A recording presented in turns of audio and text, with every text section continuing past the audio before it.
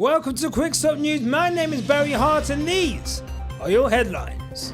Helmut Marko has something nice to say about Lewis Hamilton. Christian Horner's mute on the potential of this year's Red Bull.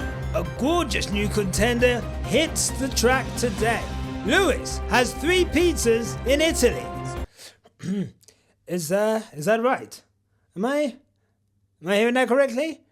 Yes, that's right. Helmut Marko is saying nice things about Lewis Hamilton. Speaking to some kind of publication, as he normally does every 2 business days, Helmut Marko had this to say about people doubting Lewis Hamilton's credentials, saying, "I'd be cautious about that. If Hamilton is motivated, he can continue where he left off in 2021.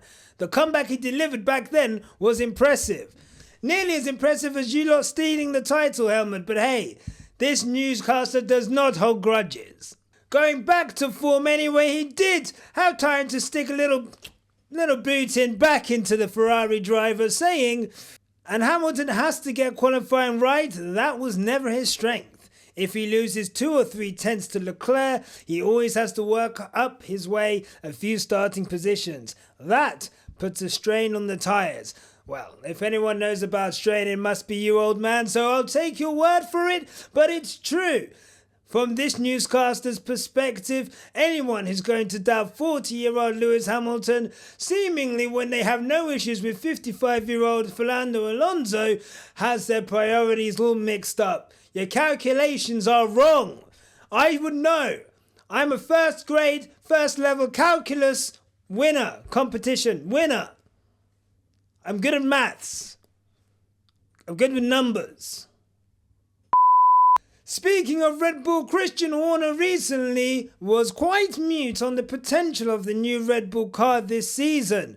Speaking about the Gremlins, which caused them to have a 10-race winless streak last season. Oh, God, how good was that? Oh, how good was that? That was like being on a beach with the finest maiden. Bosoms like melons, feeding you grapes. I've experienced that.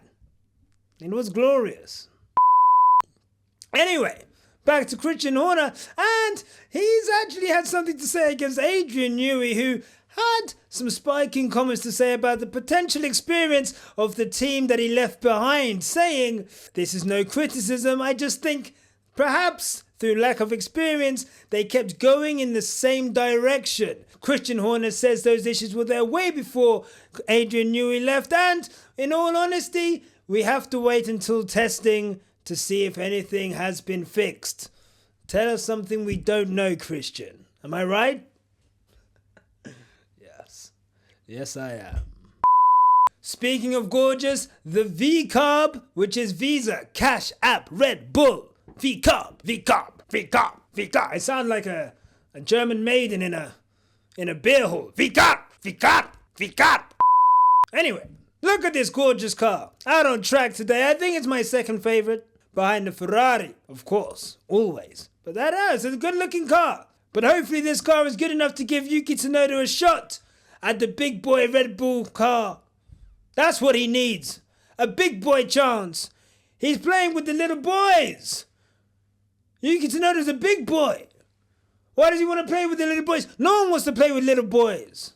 Especially not Yuki Tsunoda, a man of stature, a man of grandeur. Is that a word? Is that a word? It's not a word. Okay.